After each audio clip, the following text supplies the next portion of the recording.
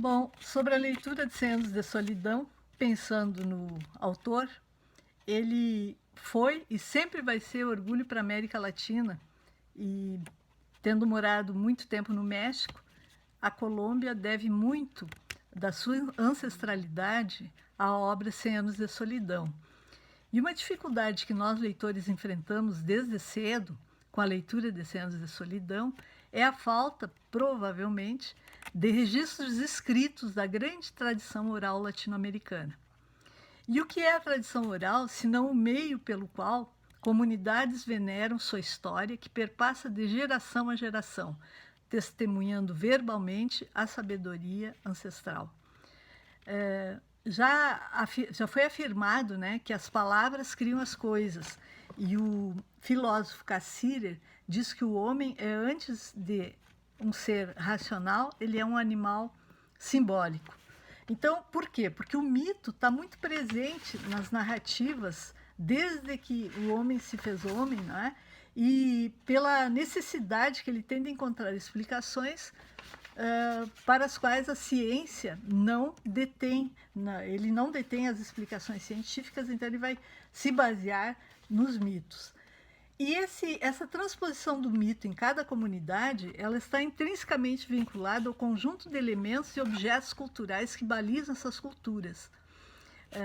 A obra de Garcia Marques, então, ela traz o mito do judeu errante. Um dos mitos, né, do judeu errante, que eu encontro ali na página 106 do nosso livro em PDF. Nesse trecho, o José Arcádio morre e, agora lendo, logo que levaram o cadáver, Rebeca fechou as portas da casa e se enterrou em vida, coberta por uma grossa crosta de desdém que nenhuma tentação terrena conseguiu romper. Saiu à rua numa ocasião, já muito velha, com os sapatos cor de prata antiga e um chapéu de flores minúsculas, na época em que passou pelo povoado o judeu errante, e provocou um calor tão intenso que os pássaros vararam as telas das janelas para morrer nos quartos.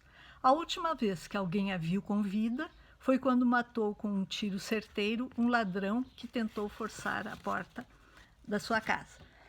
Esse mesmo trecho que traz a Rebeca, que traz a mortandade dos pássaros e a figura emblemática da aparição do judeu errante, lembra com efeito o conto que está em Os Funerais da Mamãe Grande, o conto Um Dia Depois do Sábado. Nesse conto, nós vamos encontrar a Rebeca, a Argênida, o padre, a mortandade dos pássaros e também o judeu errante. E o que é o judeu errante, não é? Senão um mito que traz no seu símbolo, né, nos seus valores simbólicos, a cultura de um indivíduo sob diferentes nomes. Um deles é o judeu errante, que carrega a imagem do homem em busca da salvação divina.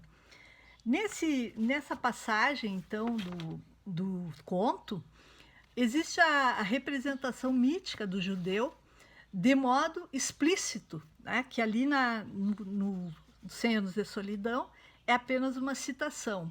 E aqui ele vai desembarcar em Macondo, é um forasteiro, com o objetivo de saciar a fome.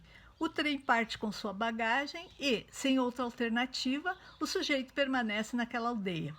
Antes disso, entre o devaneio e a realidade, o padre prevê a chegada do mal, impresso nas pegadas de barro deixadas pelo Satanás. Bom, essas imagens são comuns em 100 anos de solidão.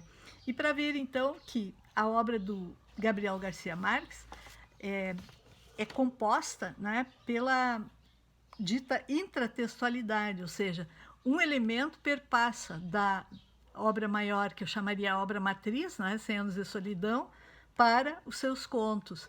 E aqui são 8 contos, como eu disse, ambientados na mesma Macondo de 100 anos de solidão. Era isso. Obrigada, gente. Um beijo.